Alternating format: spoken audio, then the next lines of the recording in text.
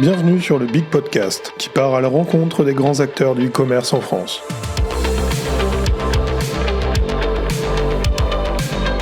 Des agences, des solutions technologiques et des e-commerçants vous partagent leurs retours d'expérience et leurs conseils pour optimiser votre e-commerce. L'idée est simple, on se rassemble pour un petit déjeuner convivial et on en profite pour apporter des réponses aux challenges actuels des grandes entreprises. Je suis Adam Birnbaum de BigCommerce, la plateforme de e-commerce qui accompagne des milliers d'entreprises dans leur développement et leur croissance. Excellente écoute! Donc aujourd'hui, nous accueillons Maïwen, qui est Country Lead France de BigCommerce. Nous avons également Jérôme Duclos avec nous, qui est VP Director France de ESW, et Michel Corr, qui est là en tant qu'auteur d'un superbe livre sur le e-commerce, dont il pourra nous dire un mot ensuite. Donc aujourd'hui, on est réunis pour parler un peu du cross-border e-commerce. Le mieux, c'est peut-être de définir déjà de quoi on parle. Donc, le cross-border e-commerce, c'est le processus de vente de produits ou de services à un public international en utilisant une présence en ligne d'e-commerce, et on va voir que cette présence, elle peut être protéiforme. Ce que j'aime bien pour commencer, c'est déjà qu'on se situe un peu en termes de chiffres. Aujourd'hui, le cross-border, ça représente 17% du volume du e-commerce mondial, ce qui est quand même assez important, pour un volume total d'affaires de 736 milliards de dollars sur l'année dernière. Ce qui est intéressant pour les marques, c'est de voir que les taux de prévision d'évolution de ces chiffres sont assez monumentales, puisqu'on parle d'un taux de croissance annuel moyen qui est supérieur à 25% d'ici à 2028, pour chaque année d'ici à 2028.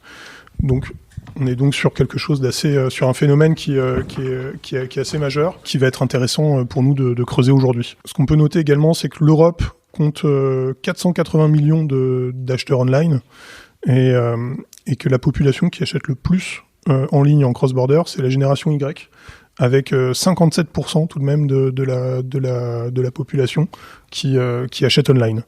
De manière assez contre-intuitive peut-être, la génération Z se sent beaucoup moins concernée par les achats en cross-border.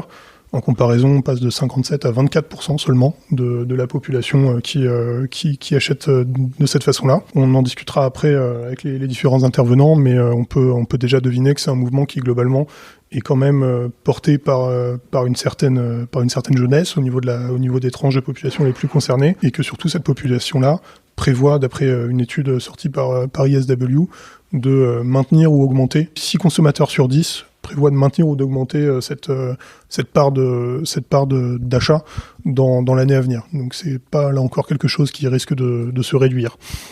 Maintenant qu'on a vu un peu de quoi on parlait, quels chiffres et quelle population s'y intéressait, on peut dire un mot, et on rentrera plus dans le détail après ensuite avec les différents intervenants, sur de quel bien on parle principalement. Donc on verra dans le détail, mais globalement ce qui est le plus présent, c'est les vêtements. Toute l'industrie de la mode est extrêmement présente, avec une part de plus de 26%. Viennent après tout ce qui est chaussures, les produits de luxe et les cosmétiques, avec particulièrement une accélération très forte sur tout ce qui est des produits de luxe, puisque l'année dernière, Jérôme me disait que ça fait plus 50% tout de même en termes de volume. Donc on voit que la conjoncture actuelle est très, très porteuse aussi pour ces produits-là. Et maintenant, on peut parler un peu de géographie pour finir de définir un peu le sujet. Et après, je vais pouvoir passer la parole à nos trois experts. Mais ce qui est intéressant de noter, c'est qu'on a des pays où le cross-border explose vraiment. Et ces pays-là sont essentiellement les Émirats Arabes Unis, l'Afrique du Sud, la Chine, l'Inde, le Mexique, en sachant qu'on recoupe beaucoup de ces pays-là qui sont les marchés les plus porteurs pour la France également, auxquels on pourrait quand même ajouter l'Allemagne et la Corée du Sud. C'est intéressant de noter ces pays-là et ces marchés potentiels, bien qu'après pour chaque marque, on puisse avoir des marchés spécifiques qui sont intéressants, mais au moins ça donne des idées générales et des pistes d'exploration. Tout ça pour dire et pour conclure que on voit bien, après ces quelques chiffres, que le cross-border, il a le vent en poupe, que ça soit en France ou à travers le monde. On devine que c'est lié aussi à la rareté de certains biens et à la conjoncture politique, économique qu'il peut y avoir, qui actuellement qui crée des opportunités aussi pour les marques et qui permettent qui permettent aux consommateurs d'aller chercher des opportunités d'achat à des coûts moindres, en bénéficiant de certaines opportunités avec des taux de change, par exemple, qui peuvent être intéressants, et aussi d'aller chercher des meilleurs produits ou alors avec une meilleure disponibilité également. Je pense que là, on voit bien au final l'intérêt que peuvent avoir des marques à aller chercher à développer leur cross-border. Maintenant, il y a aussi beaucoup d'écueils potentiels sur lesquels on va revenir après. Ça peut être donc des écueils de logistique, donc des écueils liés à des stratégies commerciales qui ne doivent pas être copiées-collées. J'y vais ? Allez. Juste un petit mot. Tout à l'heure, effectivement, on disait que sur le profit des acheteurs, on disait que justement les Gen Z représentent que 24%, mais les Gen Z, ils ont entre 10 et 22 ans. Donc, ils n'ont pas un pouvoir d'achat énorme, ce qui fait que vous vous rendez compte du potentiel qu'il y a. Les Y, c'est les fameux millennials, ils représentent 57%, c'est énorme. Et c'est des gens qui font des achats cross-border à hauteur de 11 fois par an. Donc, ils ont déjà une appétence très très forte à l'international. Donc le cross-border, naturellement, on parlait de 800 milliards de dollars aujourd'hui, c'est 6 000 milliards de dollars à horizon 2030. Donc c'est un marché colossal. Donc encore une fois, en termes de tendance, toutes ces nouvelles générations, ils sont digital natives et ils vont avoir envie de se procurer des produits uniques. On en reviendra tout à l'heure. Et effectivement, ils sont enclins à faire des achats sur des sites internationaux de manière très simple. Donc c'est un marché évidemment qui est très attractif, on en reparlera tout à l'heure, notamment pour les marques françaises, mais évidemment il y a un certain nombre d'écueils, mais c'est important pour commencer d'analyser le marché. On est une marque française, on va rester sur la France. Une marque française veut s'internationaliser, il faut déjà savoir effectivement si elle a de l'attractivité, il faut comprendre les attentes locales, comment les acheteurs locaux font leurs achats, alors quelle méthode de paiement ils utilisent, comment ils shoppent, quel est leur profil. Il faut avoir vraiment toutes ces informations pour qualifier le besoin. Donc il y a vraiment, avant de démarrer, ce travail d'analyse à faire. Et ensuite, évidemment, commencer à définir le catalogue produit, l'approche marketing. Mais on ne peut pas effectivement engager des actions avant d'avoir compris encore une fois quelles sont les tendances, que ce soit en termes de comportement, de panier moyen, et avoir ces éléments prospectifs et d'analyse pour, une fois de plus, déterminer la bonne stratégie à mettre en place. Donc on a toute cette première phase d'étude, au final, où on va essayer de préparer le terrain, essayer de voir quelles sont les opportunités, bien comprendre comment on doit s'y prendre et quelles sont les priorités pour attaquer un marché. Une fois qu'on a fait ça, on passe à quelle étape du coup ? Ouais, moi je dirais, je dirais que quand on vend en cross-border et qu'on veut vendre à l'international sur un site web, du coup on reprend effectivement les bases que Jérôme a citées. Donc on a réfléchi déjà à sa stratégie de marché, comment on va aller aborder son marché. Mais d'un point de vue ensuite commercialisation, il va falloir qu'on mette en place effectivement une vraie stratégie, se dire identifier ces opportunités de marché. Est-ce que je vais cibler un pays ? Est-ce que je vais cibler une région ? Dans quelle langue je vais proposer le contenu à mes potentiels clients. Comme tu le disais, on parlait des paiements, mais bien adapter aussi la stratégie commerciale et proposer les bonnes méthodes de paiement sur les bons pays, parce que les potentiels clients ont des habitudes, des comportements d'achat qui sont différents. Donc répondre sur ces besoins-là. Comme tu disais aussi, le catalogue produit, préparer le catalogue produit, le contenu, l'adapter dans les langues, mais surtout aussi avoir un assortiment qui peut être adapté quand on va vendre en Asie, au Moyen-Orient. Les marques de luxe, je pense notamment prêt-à-porter, vont adapter aussi, vont avoir une offre qui va être un peu différente de celle qui est vendue en France, par exemple. Proposer aussi, adapter sa plateforme e-commerce et choisir quelque chose de flexible. On parlait des langues, on parle aussi des différentes monnaies, bien proposer aussi l'expérience d'achat dans la langue. Je pense que c'est pour les grandes lignes, en tout cas, pour un démarrage, je dirais que ce sont les éléments... Alors, je vais un peu répéter en illustrant peut-être ce que vous avez dit. Effectivement, il y a toute la dimension modélisation économique Alors j'ai eu la chance, il y a une dizaine d'années, d'être chez Marks & Spencer où je dirigeais le e-commerce international, donc j'étais basé à Londres et je m'occupais de tout ce qui n'était pas anglais en fait, donc les ventes dans 43 pays dans le monde avec un focus sur 8 pays qui étaient surtout Europe. Donc on avait créé du multilocal au sens des sites locaux dans la langue locale, avec toute la complexité qu'on peut imaginer. Mais une chose qui n'est pas facile à anticiper, c'est qu'est-ce qui va marcher où ? Comment est-ce que vous exportez votre marque, vos produits dans différents pays ? Comment est-ce que vous êtes perçu dans ces pays ? Et donc, il y a tout ce business planning qui consiste à évaluer le potentiel de marché, donc votre cible, évidemment, locale, qui vont être vos clients, entre guillemets, touristes, qui viennent acheter chez un site qui n'est pas une marque du pays, et puis effectivement adapter un certain nombre de paramètres. On pourra aller dans le détail, mais j'ai ce souvenir que pour la France, moi j'étais le français basé là-bas, ils n'avaient pas du tout calculé le fait qu'il fallait être en point relais. Donc je dis tout de suite, non, si on n'est pas en point relais, on se prive de 40% des ventes. Donc de même que quand on est allé aux Pays-Bas, il fallait avoir le moyen de paiement iDeal, qui est du virement bancaire, qui est une espèce de norme locale. Donc il faut comprendre, décrypter toutes les normes locales pour adapter votre offre. Et l'offre, c'est le parcours client complet au local. Et pour revenir à ce que tu disais, Maïwenn, c'est sur l'offre, en particulier les produits. Là aussi, il n'y a pas que les pays lointains avec des coutumes différentes, etc., des habillements. À Marks & Spencer, en Angleterre, ils ont de la taille 6 à la taille 14, on va dire. Donc c'est très très varié. Moi, sur les pays latins, donc j'avais la France, l'Italie, etc., je manquais de taille 6. Voilà, ils n'avaient pas calculé qu'il fallait plus de petites tailles sur les pays du sud de l'Europe. Et donc, on était tout le temps en débat, savoir si je pouvais réserver du stock des plus petites tailles parce qu'on était très rapidement en rupture. Donc, même chose pour les coloris. Enfin, il y a des goûts qui sont différents. Donc, taille, coloris, c'est un vrai sujet. Et puis, l'assortiment aussi. Voilà. Qu'est-ce qui marche pas ? Il y a des collections, c'est très anglais. Ça marchera pas ailleurs.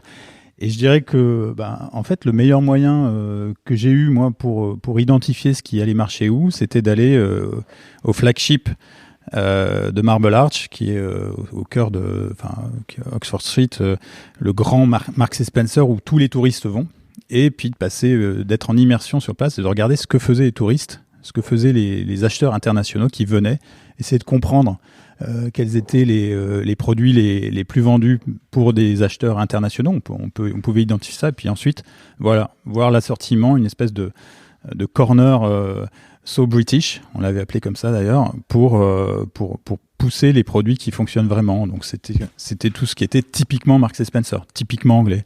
Des manteaux de pluie, la collection autographe qui est la collection un peu premium. Enfin voilà, il y avait un certain. Les gens venaient pour acheter anglais. Ils venaient pour acheter anglais, pour du typiquement et ils venaient pas acheter les collections un petit peu trop typées anglaises qui sont pas dans la mode, dans les codes, et donc et donc comprendre ça, décrypter ça pour ensuite proposer à l'international des magasins qui ressemblent à ce que le touriste vient chercher quand il voyage. Je pense que ça, c'est une des clés du succès. Alors, pour conclure cette partie un peu analytique, c'est important de s'appuyer aussi sur des experts. Nous, chez SW, on fait une étude qui s'appelle Global V6 2 fois par an. On interroge 16 000 shoppers dans 16 pays, et donc on arrive vite à voir effectivement quelles sont les tendances de consommation. Mais il y a des petits tips pour certains e-commerçants, c'est des petits outils par exemple comme SimilarWeb, et ils peuvent traquer le trafic qu'ils ont de l'international. Ils vont voir, tiens, j'ai du trafic de Corée, du Japon, tu ne l'adresses pas. Donc on est capable rapidement d'avoir une idée du potentiel. Et évidemment, une fois qu'on a le potentiel, on analyse les tendances, et puis après je pense qu'on va arriver au comment, parce que, évidemment il y a plusieurs possibilités pour adresser international, mais il faut vraiment bien être au clair, encore une fois, sur le potentiel et le profil des acheteurs. C'est très juste, et je rajouterais qu'effectivement, il y a le trafic d'une part, et les mots de recherche, c'est-à-dire ton on-site search, tout ce qui est recherche interne sur votre site. Quand vous savez que c'est un trafic international, vous regardez quels sont les mots-clés, les produits demandés, recherchés, et ça donne une idée de ce qu'il faut aller proposer. Je prends un autre exemple, c'était l'Australie. Vous savez peut-être, il y a beaucoup d'Anglais qui s'expatrient en Australie, qui vont travailler à l'autre bout du monde. Et en fait, c'était une cible absolument fabuleuse. C'était le premier pays chez Marks & Spencer en termes d'export, parce que c'était des Anglais qui partaient et à qui Marks & Spencer manquait. Et donc ils étaient partis avec leur mobilier et ils connaissaient exactement la taille de leur lit, etc. Et c'était des produits assez spécifiques. Donc tout ce qui était bedding et maison cartonnait parce qu'ils s'approvisionnaient en cross-border à l'autre bout du monde. Mais c'était des Anglais. Donc voilà, encore une fois, c'est ces insights que votre analytics va vous donner qui permettent de comprendre en fait ce que vient chercher chaque destination. La part d'analyse, je pense, doit être assez passionnante et très importante pour préparer le terrain. Puis il y a moyen de faire aussi du focus group, des questions clients, etc. Donc il faut bien comprendre les attentes, y répondre, c'est la première chose, et puis ensuite effectivement adapter tout le parcours client. Et une fois qu'on a compris les attentes, du coup, et qu'on a le moyen d'y répondre, on commence par où pour commencer à mettre en place ? D'un point de vue e-commerce, on va commencer par effectivement, une fois qu'on a qu'on connaît un peu la stratégie qu'on va mettre en place, qu'on a défini les pays, on a défini notre assortiment produit. Ensuite, on va designer sa plateforme et on va faire en sorte qu'elle réponde aussi aux attentes de ces potentiels acheteurs et de leur offrir une expérience aussi client qui soit adapté à leurs habitudes de consommation, puisque un internaute français n'est pas un internaute même anglais, même parce qu'on parle effectivement d'international loin, mais en réalité la vente cross-border c'est même valable à travers l'Europe. Les frontières, voilà, les Hollandais consomment très différemment des Français. Exactement. Voilà. Et du coup, effectivement, vraiment adapter le parcours d'achat. Pour ça, il y a des technologies qui sont proposées et qui permettent d'y répondre. Je pense notamment, nous chez BigCommerce, on a pas mal de clients qui sont en headless, donc qui utilisent le back-end de BigCommerce pour gérer les transactions, les paiements, etc. et qui ont un front qui peut être sur une technologie différente et qui permet d'adapter un parcours utilisateur différent en fonction des pays. Notamment des régions, je pense notamment à Ted Baker, qui est, vu qu'on est sur les références anglaises, donc Ted Baker, marque de mode, cliente de BigCommerce, qui propose des fronts différents en fonction des différents pays.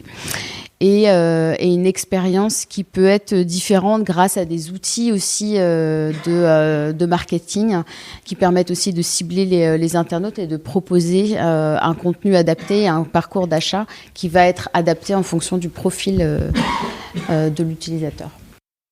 Tu as quelques exemples, juste Maïwenn, un exemple qui te vienne en tête, par exemple, d'outils et de ce qu'on a pu faire avec ça. Par exemple, je donnais le cas je parlais de Ted Baker. Ouais. Donc les fronts sont custom, et la technologie qui est derrière, c'est Bloomreach. D'accord. Et qui permet effectivement d'adapter le parcours utilisateur en fonction des profils et d'IA. Super, merci. Tu voulais dire quelque chose, Jérôme ? Oui, en fait, non, pour compléter ce que disait Maïwenn, en fait, là, on parle effectivement du fait que la marque va adresser en direct l'international au travers de sa plateforme, mais il y a d'autres moyens. Il y a d'abord la marketplace. Je pense qu'on va apprendre.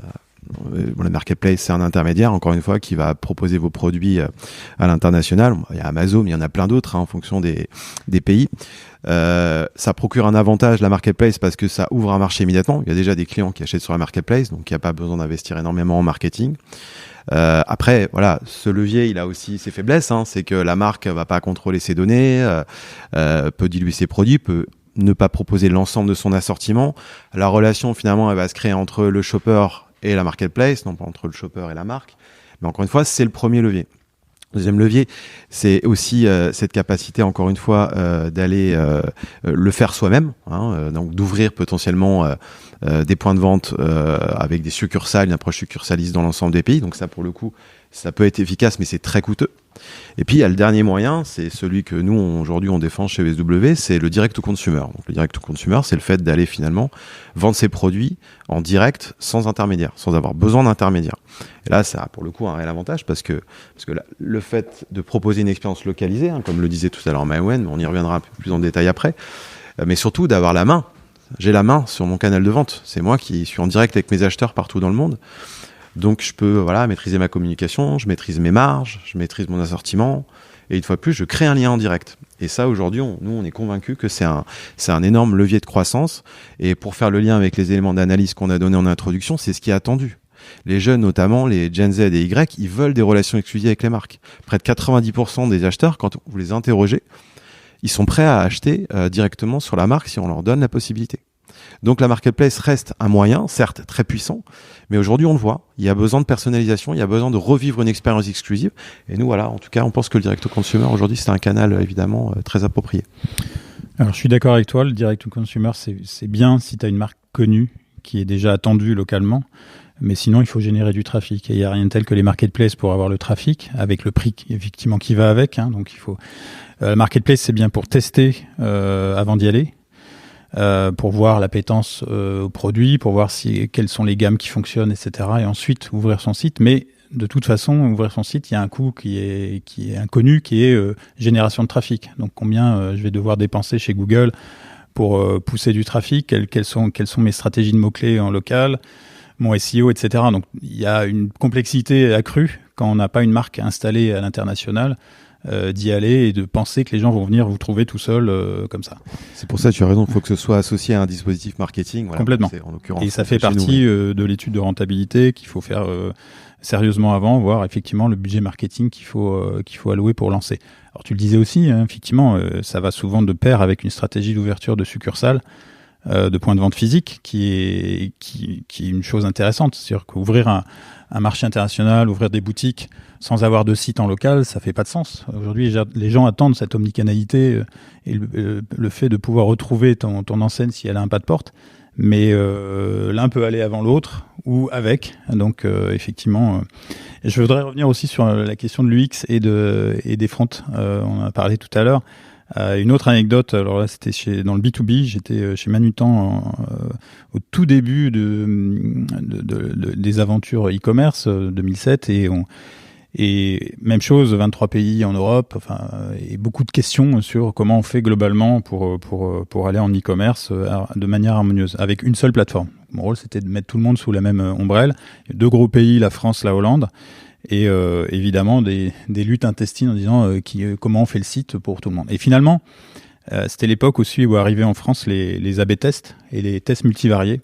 Et donc j'ai pu tester une des premières plateformes de tests multivariés et on a testé un truc tout simple, c'est le bouton d'action, le CTA de checkout, d'ajouter au panier. Et les résultats ils étaient assez bluffants et complètement inattendus, c'est-à-dire qu'en fait la couleur du bouton peut faire une différence en fonction du pays où vous vendez. C'est pas comme on pense que voilà, on va avoir un bouton vert qui va marcher. Bah non, le bouton orange marchait mieux en Hollande que bouton vert ou rouge. Bon, donc il faut tester. Et ça, je dirais sur son front et la personnalisation du front et même du parcours client, du check-out, de toutes les étapes. Ayez quelqu'un de local qui va dire voilà moi comment j'achète, comment les gens achètent chez moi, qui va vous donner des sites à benchmarker, regardez ce que font les leaders de chaque pays, voyez les parcours clients, le style de site aussi, parfois c'est vraiment surprenant, il y a des choses qui nous parlent pas du tout, mais qui sont complètement intégrées dans les habitudes d'achat locales. Et donc en fonction de ça aussi, arriver à adapter le front, c'est bien d'avoir cette flexibilité-là. Alors en fait, effectivement... je pense que cette dimension localisation est importante, mais Amazon, vous allez sur Amazon en Angleterre, en Asie, voilà. C'est le même Amazon. Donc c'est vrai que l'avantage aussi de le faire soi-même ou de le faire en direct au consumer avec un partenaire, c'est qu'on va pouvoir aller dans une expérience localisée beaucoup plus importante. Si le japonais veut 25 photos du produit, le texte à gauche, on va le faire. Donc il y a aussi cette capacité à transformer qui va être clé. Mais pour nous, encore une fois, on n'est pas arc-bouté sur notre stratégie. On pense que chaque marque peut avoir intérêt à tester, pourquoi pas la marketplace pour commencer. Ensuite, une fois qu'elle a ouvert le marché, passer sur du direct au consumer. Encore une fois, l'idée, c'est toujours fort des éléments d'analyse qu'on a récoltés, savoir quelle est la meilleure solution. Après, il faut regarder Amazon ou les différentes marketplaces sont les cités. C'est capitalistique, il y a des taux de commission qui sont élevés, mais dans tous les cas, il faut faire le bilan entre les investissements qui peuvent être accordés, les moyens, l'expertise, et soit effectivement, en fonction de ça, soit s'appuyer sur le marketplace, soit le faire soi-même avec une stratégie potentiellement de succursale, soit s'appuyer sur un partenaire qui fait du direct to consumer. Donc, toutes les options sont sur la table, évidemment. Tu peux avoir la marketplace et ton site D2C en même temps. Sachant qu'effectivement, il y a souvent la question qui revient, est-ce que ça va cannibaliser mes propres ventes ? Tout ce que j'ai pu expérimenter, c'était en dessous de 10% de cannibalisation. Donc, vraiment pas un sujet. Et cette appétence pour le D2C ou les marketplaces, ça change selon les endroits du monde. Il y a quand même des variations avec des régions qui sont plus marketplace, des régions qui sont plus attachées au D2C. Comment ça se passe ? Déjà, quand tu viens en France, la France, c'est le paradis des marketplaces. Donc, il y en a beaucoup. Mais oui, évidemment, comprendre quels sont les marketplaces qui fonctionnent un peu partout. On connaît évidemment les plus grandes, les Amazon et puis si tu vas en Chine, t'as pas le choix de toute façon, il faut passer par les marketplaces. Mais oui, ça fait partie effectivement de l'étude. Voilà. Qui sont les acteurs locaux qui ont du trafic qualifié, qui sont sur ta cible, etc. Et puis aller avec eux. Mais c'est la même chose. Alors, c'est pas que les marketplaces en fait. On reprend toute la chaîne de valeur, c'est-à-dire que quels sont les bons prestataires locaux. Tu vas pas faire ton dernier kilomètre tout seul non plus. Donc il faut trouver les bons transporteurs. Le check-out, on en parlait, iDeal, c'est indispensable en Hollande. Point Relais pour la livraison, c'est indispensable en France. Voilà, il y a des partenaires locaux, des spécifiques qu'il faut aller chercher. Et ça fait partie des études terrain préalables pour bien comprendre ce qui marche dans chaque pays où tu veux aller. Surtout sur les marketplaces, parce qu'il s'avère que certains marketplaces, on parle du paiement. Le paiement, c'est un élément central. Quand vous faites du e-commerce, ce sont ces paiements logistiques. Parce que traduire un site, mettre les bonnes devises, c'est le minimum quand même à faire. Le paiement, c'est hyper local. Enfin, le chinois, le coréen, le mexicain, ils ne payent pas du tout de la même manière. Donc, si effectivement vous apportez pas cette expérience quelque part localisée dans le checkout, la partie finalisation de l'acte d'achat, vous passez à côté. Vous passez à côté du taux de transformation. Donc, Michel parlait des Pays-Bas avec iDeal. On peut parler de Zofort en Allemagne, la marque qui vole en Allemagne et qui propose que carte bancaire et PayPal. Elle n'aura pas le même taux de transformation que si elle propose également Zofort. Donc, il faut avoir cette approche localisée, bien comprendre quelles sont les méthodes de paiement qui fonctionnent, des méthodes de paiement en comptant, des méthodes de paiement en plusieurs fois. On sait que le fameux BNPL aujourd'hui, ça cartonne. Donc, si vous n'avez pas les bons BNPL, vous aussi être en difficulté. Donc, ça commence évidemment par là, et puis par la livraison, par la capacité à mettre le produit au plus près de l'acheteur, à gérer les scénarios de retour. Et ça, pareil, les marketplaces proposent pas forcément les mêmes options, le même niveau de service que peut le faire un acteur du direct consumer qui peut accompagner les marques. Voilà. Oui, le service client est très important. Enfin, les retours, tous ces sujets, parce qu'il y a évidemment les législations sont aussi différentes. On ne peut pas oublier l'aspect légal, les terms and conditions. Enfin, quelle est votre proposition juridique, on va dire, en tout cas légale vis-à-vis des clients. Et finalement, le maître mot, c'est quoi ? C'est donner confiance. C'est-à-dire que le client local ait confiance, se dit je vais sur un site qui est sûr. Et parfois, on a l'impression d'être vraiment un petit peu le moindre doute sur est-ce que je vais bien recevoir mon produit, est-ce que je vais pouvoir le renvoyer, combien je vais payer de taxes. Enfin, tous ces sujets de cross-border, parce que c'est loin. Donc, on n'est pas, je peux pas aller dans le magasin à côté rendre le produit s'il y a un problème. Donc voilà, il y a ce frein à lever et ce frein, il se lève avec un site qui donne confiance. Ouais, exactement. En fait, j'allais juste confirmer ce que tu disais. Je pense qu'effectivement, tous ces éléments, en fait, sont des éléments de réassurance pour rassurer le consommateur final et l'engager, l'inciter à transformer et à acheter. Qu'on peut en plus mettre en place, quelle que soit la plateforme qui est utilisée par la marque, peu importe le choix qu'ils ont fait, cette expérience localisée, elle sera mise en place. De toute façon, dès l'entrée du site, jusqu'à l'expérience de paiement, l'expérience des retours, le service client, si j'ai un besoin de retour ou d'échange. C'est finalement, j'ai le sentiment de faire un achat sur la même chose que si je faisais un achat sur un site domestique. Je vis la même expérience Et aujourd'hui, voilà, c'est des éléments hyper structurants quand vous voulez vous internationaliser, parce que vos shoppers, ils sont dans un environnement de confiance, et on le voit, la confiance, c'est consubstantiel à une relation de qualité. Donc évidemment, s'il y a cette qualité, il y a cette confiance naturelle qui se crée. Et certains pays, aujourd'hui, ont imposé un certain nombre de règles, et sont très attachés à ça. Les consommateurs, par exemple en Allemagne, si vous n'avez pas un label de confiance comme Trusted Shops, j'ai travaillé avec eux, c'est difficile de vendre. Ils se sont imposés comme, voilà, on va certifier le site, on va garantir que s'il y a le moindre problème, on est là pour intervenir. Et ça, effectivement, des labels de confiance, il ne faut pas hésiter aussi à identifier quels sont ceux qui fonctionnent sur chaque pays, si tant est qu'il y en a. Bien sûr, et il y a même des sites aujourd'hui où il faut laisser finalement la possibilité aux shoppers de donner leur avis. Il y a des pays, s'il n'y a pas d'avis sur le site, sur la page produit, ils y vont pas. Donc, vous voyez à quel point la localisation va être très très puissante pour effectivement activer les leviers de conversion, voilà, en fonction encore une fois des différentes zones géographiques. Et du coup, côté technique, comment ça se passe pour essayer parce qu'on a parlé de beaucoup d'adaptations et de modules au final différents. Si on part sur une marketplace locale, c'est facile, on n'a pas à s'en soucier. Si on est sur son propre site, du coup, comment ça va se passer pour plugger tout ça? Est-ce qu'il y a des difficultés à attendre? Est-ce qu'il y a des choses dont il faut se méfier, ou au contraire? Ouais, alors ça veut dire faire un bon choix d'architecture en fonction de ses besoins.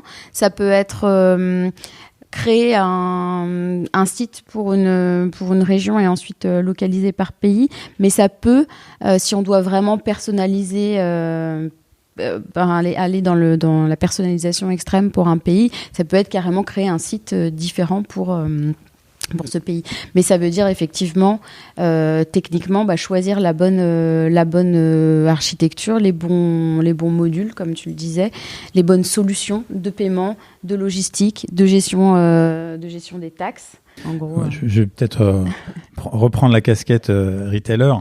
Mais c'est vrai que quand j'ai développé l'international chez Marks & Spencer, il n'y avait pas encore la Mac Alliance et les microservices et le commerce composable, et c'est bien dommage.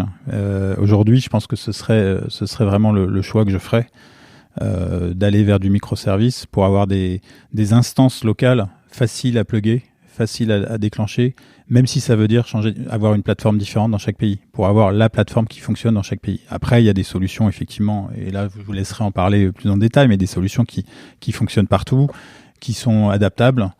Mais tout ce qui est finalement cette imbrication autour du parcours client, depuis le framework e-commerce jusqu'au checkout, jusqu'à la prévente, ça, maintenant il y a des briques effectivement qu'on peut plugger et qui vont répondre exactement aux besoins clients. Alors qu'à l'époque, on était sur des solutions un peu monolithiques. Et il fallait soit créer des nouvelles instances, type Demandware, etc., qui permettaient de le faire assez rapidement, soit refaire un site à chaque fois, ou alors développer son propre e-commerce. Et aujourd'hui, c'est plus le cas. On peut vraiment composer son instance locale internationale, je pense. Après, il y a un enjeu de timing, hein, évidemment. Si on construit une plateforme par pays, ça prendra peut-être un petit peu plus de temps que si effectivement on fait venir tout le flux sur le même site, effectivement, et que derrière le shopper, il a juste à choisir son pays, et puis derrière, toute l'expérience va être localisée par la suite. Donc il y a encore une fois des arbitrages à faire, mais c'est vrai que quand on veut aller à l'international, il y a toujours cet enjeu d'aller vite, hein, parce que la demande est là. Donc c'est des projets qui peuvent être sur du court, moyen, long terme, mais la technologie, évidemment, elle doit être au service de l'expérience d'achat. Hein. C'est très important, que ce soit bien en phase, qu'il y ait cette congruence entre l'expérience technologique, les compétences technologiques qui vont être sur la plateforme, pour que ce soit encore une fois totalement aligné avec la localisation de l'expérience d'achat. Voilà. Merci, c'était très clair.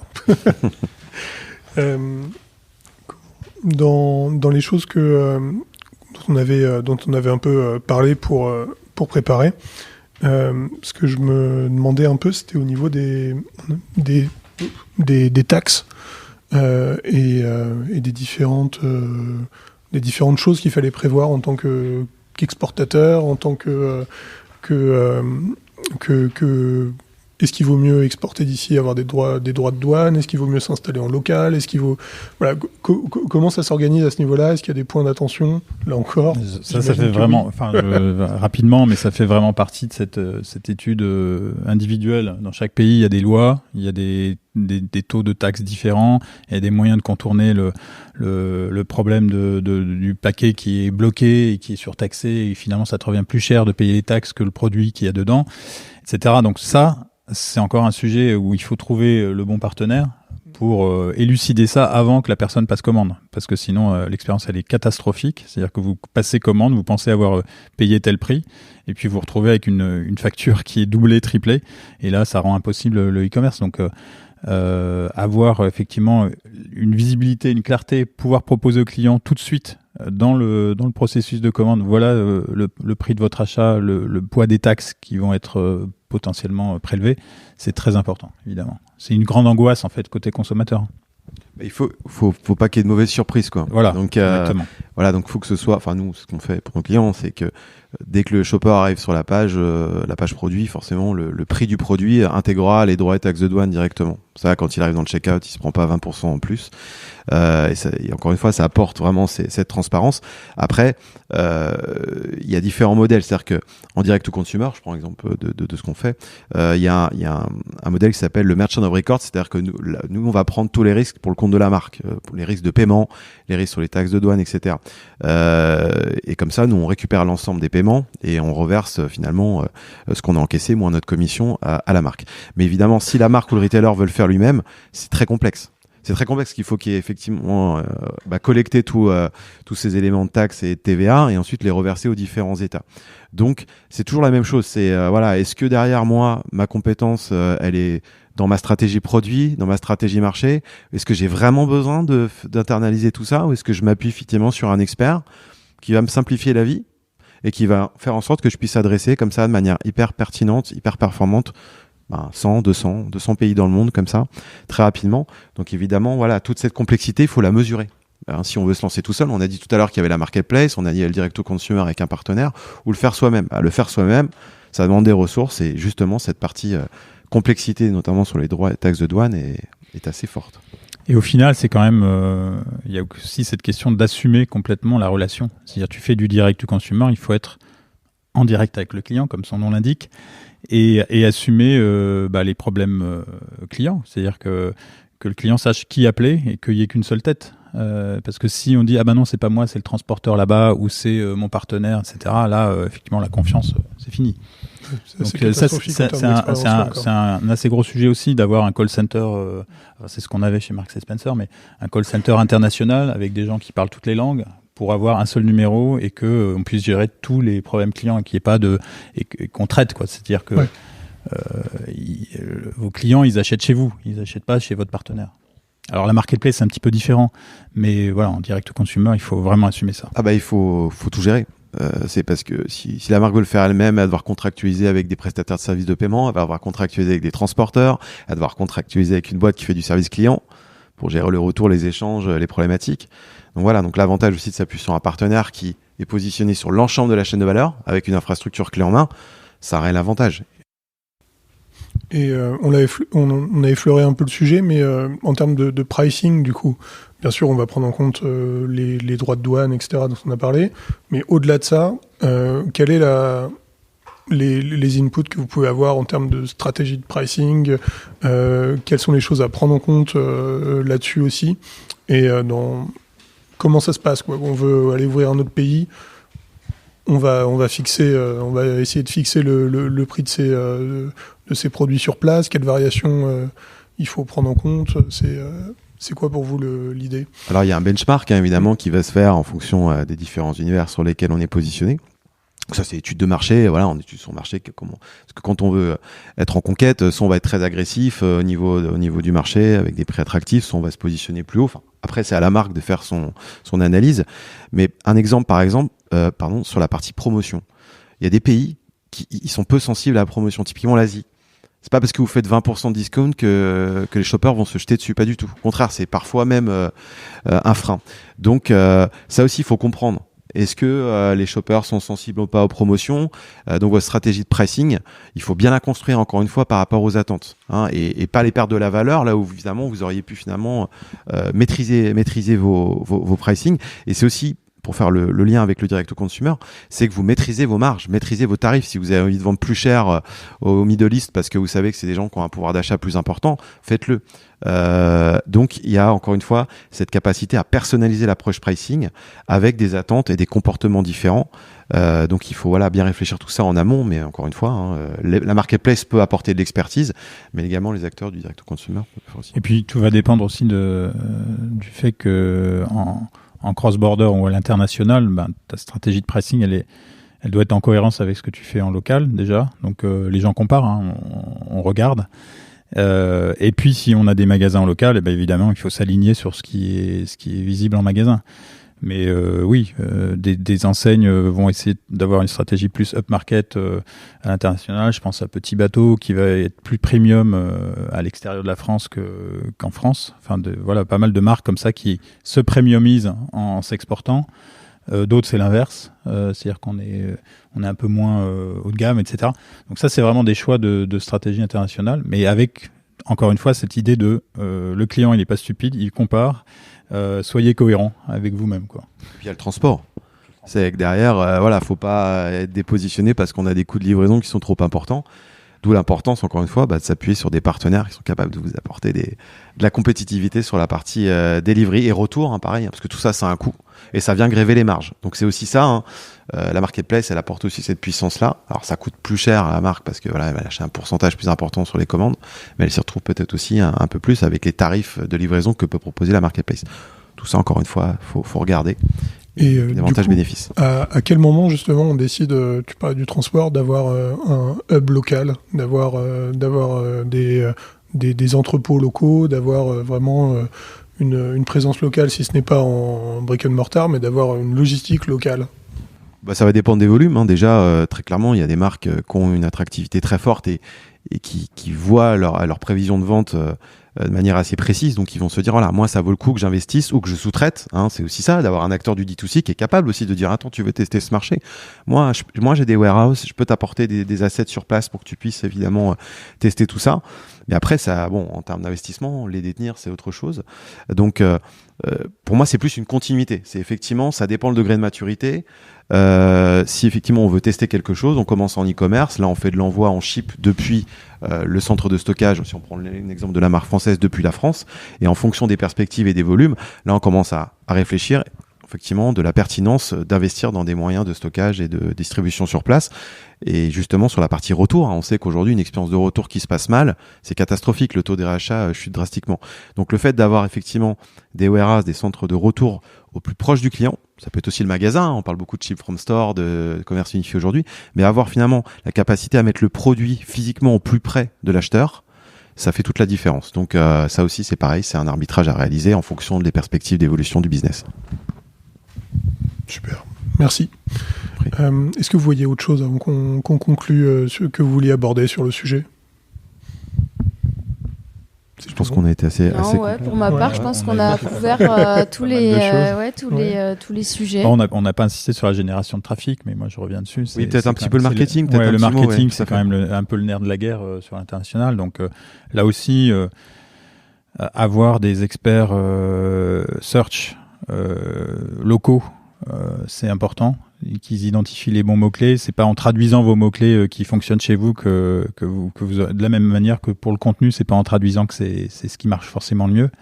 Donc il faut adapter, localiser, comme on dit, transcréer en termes de traduction, c'est pas toujours les mêmes choses. Le marketing, là aussi, les slogans qui marchent bien en interne vont pas forcément parler à l'international. Donc il faut repenser son marketing et avoir une identité de marque qui soit propre à chaque pays où on va, avec ses codes locaux en termes de communication, de ce qui fonctionne. Mais la question du marketing, en tout cas de trafic, de génération de trafic, elle est clé, parce que vous allez avoir des coûts qui seront supérieurs. Il faut aller chercher des concurrents qui sont bien établis localement. Il faut trouver les mots-clés qui vous isolent, donc la longue traîne qui va fonctionner pour vous et qui vous différencie. Enfin voilà, il y a énormément de petites stratégies techniques qui font que de la même manière qu'on va chercher le transporteur local, il faut trouver le bon expert search local ou l'agence qui va vous accompagner avec ce savoir-faire et cette bonne compréhension du terrain où vous allez. Que ce soit sur le référencement naturel et payant d'ailleurs, hein, c'est hyper important. Et encore une fois, c'est clé quand on intègre un marché, voilà, d'avoir encore une fois les bons leviers qui sont radicalement différents. Et après, ça peut être avec des influenceurs, etc. Enfin, une marque peut vite exploser comme ça avec voilà du bon placement de produits, etc. Donc, il faut cette dimension d'accompagnement pour engager les clients dans la durée lorsqu'on ouvre un marché. Oui. Et du coup, si pour conclure, on reprend un peu de hauteur sur le sujet, on voit aujourd'hui un contexte économique qui est globalement difficile dans le monde. Il y a l'inflation, il y a pas mal d'incertitudes sur le plan géopolitique et avec beaucoup d'évolutions. À ce niveau-là, on a une dépendance à la Chine dont certains essaient de se défaire. Ça serait quoi pour vous là, le ratio risque-opportunité en matière d'internationalisation là-dessus? Est-ce que vous avez des inputs particuliers à nous partager? Je peux juste sur la France, par exemple, quand on voit la baisse de l'euro par rapport au dollar, il y a une opportunité naturelle. Enfin, vous voyez, c'est aussi ça, c'est une opportunité pour les acheteurs étrangers. Au contraire, voilà, ils ont plus de moyens. Et juste, faut prendre finalement ce contexte un peu compliqué, hein, comme une opportunité pour tester des choses. Et justement, il faut le bon partenaire, la bonne approche qui va minimiser finalement l'investissement et voir effectivement s'il y a un retour, pas un retour, est-ce qu'on continue, comment on investit, etc. Donc au contraire, je pense que c'est le bon moment parce que quand on analyse les choses, pour revenir à la première partie de notre échange, les attentes sont là. Les acheteurs, ils veulent les produits, ils veulent de l'exclusivité, ils veulent se procurer des marques qu'ils trouvent pas chez eux, et notamment les marques françaises dans la beauté, dans les accessoires, dans la mode, dans le luxe. Donc pour moi, les opportunités sont présentes, certes dans un contexte compliqué, mais c'est justement le bon moment pour y aller et trouver surtout le bon scénario pour le faire. Ça serait le moment d'expérimenter à petite échelle d'abord et voir comment ça peut fonctionner. Ouais, moi j'aurais dit la même chose, ouais, qu'il y a des leviers justement dans un contexte économique qui est compliqué où la croissance locale est limitée. On peut trouver l'international est un moyen d'aller chercher des leviers de croissance. Des relais de croissance. On l'a dit en introduction, hein, le secteur du luxe, ça fait plus 50% par rapport à l'année dernière en termes de cross-border. Donc, explication assez basique, c'est que avec le Covid et la guerre, les touristes qui venaient acheter ici des produits de luxe les commandent sur Internet. Donc ça, c'est une évidence pour tous ces acteurs du luxe et du premium que proposer une bonne expérience en ligne, ça va les aider. Surtout avec l'authenticité de la marque, la confiance dans la marque que viennent chercher les touristes. Mais il n'y a pas forcément que ces secteurs-là. Et donc, effectivement, on revient à cette question de est-ce que je crée des structures en local et comment est-ce que je me dévulnérabilise par rapport à des achats qui vont être concentrés sur la Chine. Ça, c'est un problème de retailer au global, hein. C'est pas un problème d'e-commerce. C'est aujourd'hui plus les sujets émergents et importants comme le durable et comment effectivement je propose aussi une expérience viable sur le plan carbone. Donc dans la durée, ça va compter de plus en plus, il faut l'anticiper. Si vous dites que vous faites expédier par avion, ça va pas forcément plaire. En tout cas, les gens vont vouloir cette transparence-là de plus en plus. Donc il faut aussi réfléchir à ce sujet-là et l'intégrer dans la problématique cross-border. Qu'est-ce que je fais qui fait que mon empreinte carbone sur du cross-border est réduite? Et ça, franchement, c'est maintenant qu'il faut le penser aussi. Alors, il y a ce marché, hein, encore une fois, on en a dit en introduction, 6 000 milliards de dollars à horizon 2030. Donc, il n'y a pas de raison de s'interroger aujourd'hui. En France, le marché, il se contracte. Hein, donc, ça n'a jamais été aussi facile d'aller chercher du business à l'international. Jamais été aussi facile. Maintenant, il y a différents scénarios. Il faut que ça se conjugue avec des intérêts écologiques, des intérêts environnementaux et des attentes de ces nouvelles générations. Donc voilà, il faut arriver à dresser finalement ce potentiel avec une bonne interprétation du contexte dans lequel on est aujourd'hui. Maintenant, je pense qu'on peut passer au mot de la fin pour chacun. Et pour ça, je vais vous demander quel est votre big conseil en matière de e-commerce. Je commence ? Vas-y, on va commencer par là-bas. Alors, un big conseil, mais je pense que c'est un truc qui est vrai depuis Ramsès II, sans doute. C'est la congruence. Donc on achète un bénéfice, on n'achète pas un produit. Donc je pense que les marques, il faut qu'elles puissent aligner finalement leur expérience d'achat avec leur image, avec leur notoriété. Et je le constate souvent, des fois il y a un décalage énorme. Donc finalement, plus on réduit la différence entre l'expérience qui est attendue et l'expérience qui est délivrée, plus on augmente la satisfaction. Et donc, le conseil, c'est travailler vos expériences clients vraiment pour qu'elles soient en corrélation totale avec les attentes de vos acheteurs. Donc, connaissez bien vos acheteurs, qu'est-ce qu'ils veulent, quand ils le veulent, etc. Et vous pensez votre expérience d'achat pour qu'elle soit le plus près possible de cet objectif-là. Et là, vous avez un niveau de satisfaction qui est extrêmement élevé. Voilà. Merci beaucoup, Jérôme. Maïwenn ? Moi, je dirais que le big conseil, c'est de bien réfléchir à sa stratégie, poser les bases pour tout projet e-commerce. Merci. Je vais revenir sur ce que tu as dit, Jérôme. Effectivement, la question de la confiance. Moi, mon big conseil en cross-border, je vais être plus spécifique, si vous voulez des big conseils en e-commerce au global, achetez le livre Pro en e-commerce chez Vuber. Il y en a plein. Mais sur le cross-border, 2 choses. Proposer une expérience e-commerce locale, c'est-à-dire que le client se sent chez lui. Et donc, dans son parcours d'achat, dans ses moyens de paiement, etc. Donc, il se sent chez lui. Et en même temps, proposer une expérience de marque vue du client. Et donc, le client se sent chez vous, mais tel qu'il a envie de vous voir, tel qu'il vous connaît. Et donc, ça, c'est cette double présence, cette double visite, elle est difficile à gérer parce qu'il doit se sentir chez lui, mais il doit aussi se sentir chez vous. Donc, voilà, il y a une question d'expérience de marque aussi conjuguée à l'expérience d'achat. Merci Michel. Super. Écoutez, je pense qu'on a fait le tour à peu près du sujet, en tout cas en 1 heure. C'est déjà pas mal. Merci à tous. Merci à tous pour votre attention. Merci. Merci de nous avoir écoutés. Si cet épisode vous a plu, n'oubliez pas de vous abonner et de laisser 5 étoiles au podcast. On se retrouve le mois prochain pour un nouvel épisode.